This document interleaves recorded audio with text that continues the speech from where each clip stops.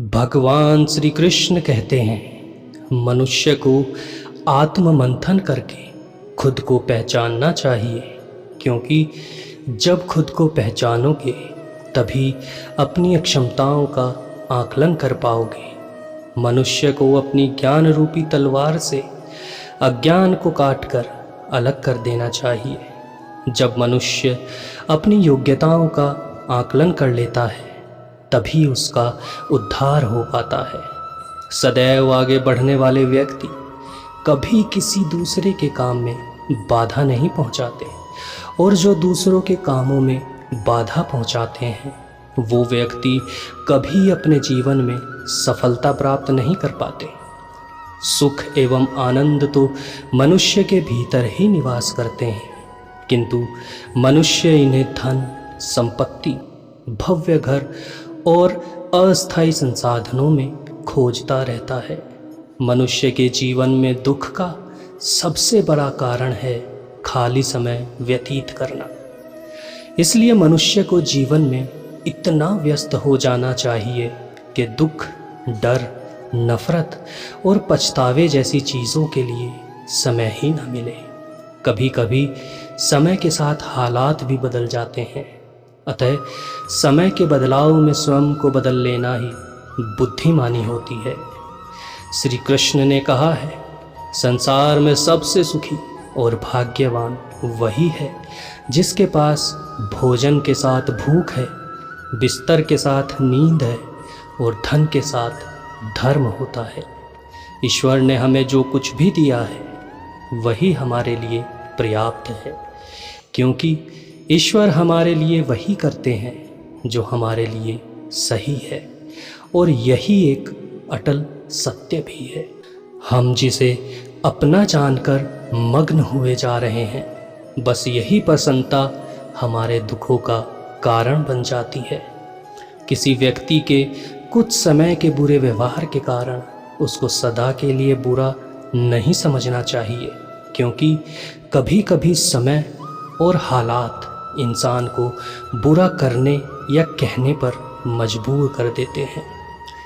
इस जीवन में हमारा भाग्य, बुद्धि, शरीर और कुल हमारे पूर्व जन्म में किए गए कर्मों पर आधारित होते हैं, किंतु आश्चर्य की बात तो ये है कि हमारा मन ये सब जानते हुए भी कभी धैर्य नहीं रखता। इस संसार में जो व्यक्ति सदैव सत्य के मार्ग पर अग्रसर रहता है, उसका सफ़र भगवान के चरणों में आकर ही समाप्त होता है। जो व्यक्ति अपने जीवन के सभी निर्णय स्वयं लेता है और उनके परिणाम के लिए कभी किसी को दोष नहीं देता, सही में सुलझा हुआ इंसान वही कहलाता है। श्री कृष्ण कहते हैं, सत्य मार्ग पर चलने वाले मनुष्य की ईश्वर बहुत परीक्षा लेते हैं, लेकिन उसका साथ ईश्वर कभी नहीं छोड़ते, और गलत मार्ग पर चलने वाले को ईश्वर बहुत कुछ देते हैं, किंतु उसका साथ ईश्वर कभी नहीं देते। जीवन में कभी किसी की मदद करके या कोई परोपकार करके मनुष्य को अहंकार नहीं करना चाहिए। क्या पता हम किसी को कुछ दे रहे हैं या पिछले जन्म का कर्ज चुका रहे हैं। मनुष्य के जीवन में उसके रिश्तों का स्वाद हर रोज़ बदलता है, कभी मीठा तो कभी तीखा, किंतु ये स्वाद इस बात पर निर्भर करता है कि हम प्रतिदिन अपने रिश्तों में क्या मिला रहे हैं। गीता में लिखा है, अगर प्रतीक्षा सीमा से अधिक हो जाए तो मिलने का मोह धीरे धीरे समाप्त हो जाता है।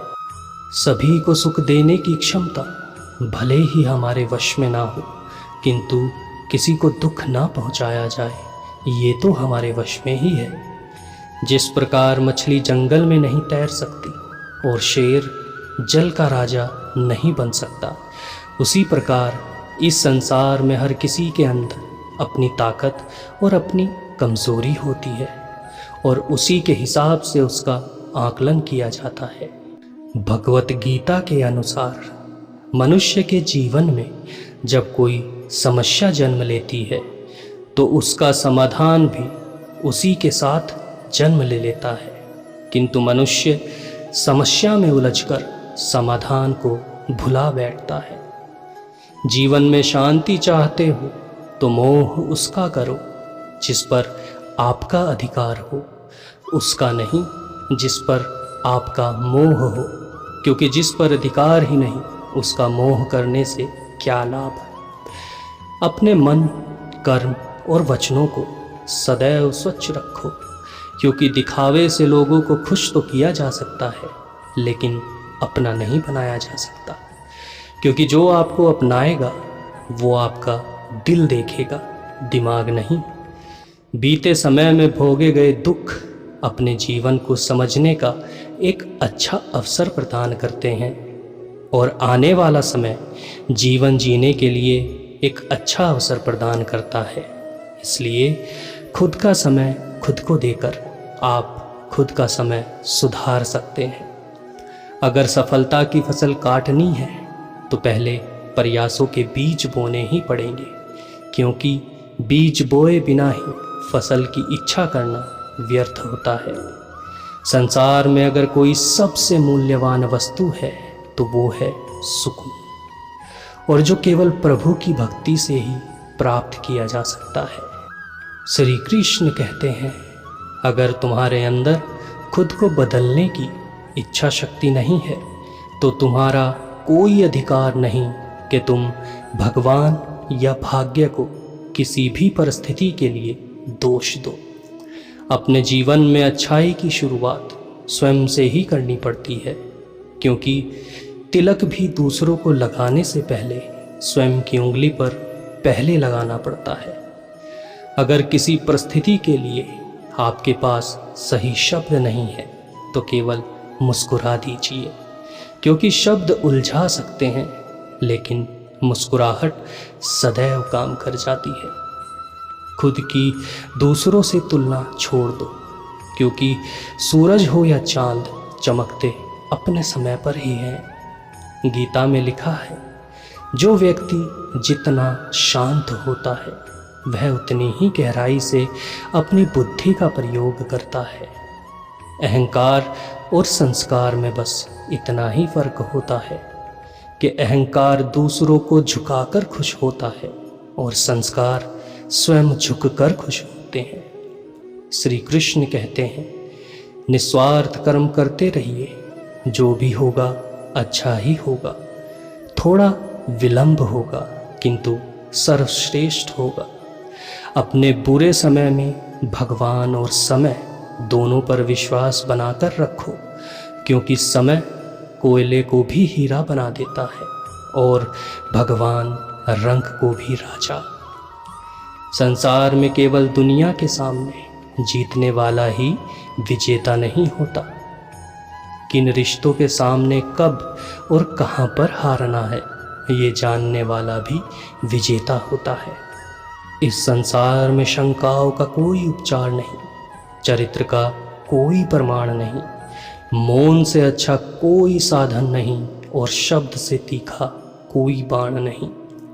कमज़ोर व्यक्ति से दुश्मनी सबसे ज़्यादा विनाशकारी होती है, क्योंकि वो उस समय पर वार करता है जब हम कल्पना भी नहीं कर सकते।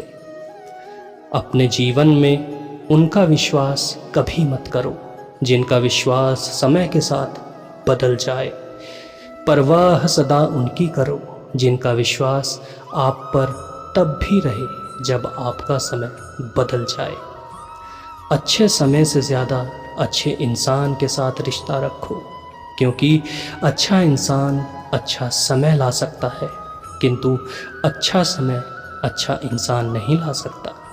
श्री कृष्ण कहते हैं, जो मनुष्य मुझे जिस रूप में भजता है अर्थात जिस इच्छा से मुझे स्मरण करता है उसी के अनुरूप मैं उसे फल प्रदान करता हूँ।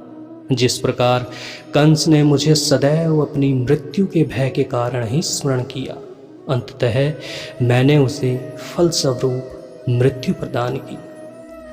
अगर भविष्य धुंधला पड़ने लगा है तो यही समय है कि आपको अपने वर्तमान में ध्यान केंद्रित करने की आवश्यकता है। हिम्मत की सबसे ज़्यादा आवश्यकता तो मुसीबत के समय होती है, क्योंकि सफलता नहीं मिलने पर भी हिम्मत ना हारना ही बुद्धिमानी है। अतः हार का विश्लेषण करो और आगे बढ़ो, क्योंकि जिसने डर को जीत लिया वह सबको जीत सकता है। अपने कर्मों को, अपने आप को पूरी तरह से आत्मर्पित कर दो। जिस काम को तुम उचित समझते हो उसे खुलकर करो, जमकर करो। वो चाहे भक्ति हो, साधना हो, सेवा हो, तप हो, दोस्ती हो, गृहस्थी हो, प्रेम हो, जो भी करो पूरी तन्मयता से करो। अंततः सफलता आपकी ही निश्चित होगी। और वैसे भी किसी ने बहुत सुंदर लिखा है कि ये शाम ही तो है जो सूरज को ढलना सिखाती है, ये शमा ही तो है जो परवाने को जलना सिखाती है। गिरने वाले को होती तो है तकलीफ, मगर ये ठोकर ही तो है जो इंसान को चलना सिखाती है। तो दोस्तों, मुझे आशा है आज का ये वीडियो आप लोगों को पसंद आया होगा। आप लोगों से निवेदन है, अगर वीडियो पसंद आया हो तो वीडियो को लाइक ज़रूर कीजिएगा और अपने दोस्तों के साथ शेयर ज़रूर कीजिएगा। और कमेंट बॉक्स में जय श्री कृष्णा लिखना मत भूलिएगा। तो चलिए मिलते हैं एक और नई वीडियो के साथ। तब तक आप अपना ध्यान रखिए। जय श्री कृष्णा।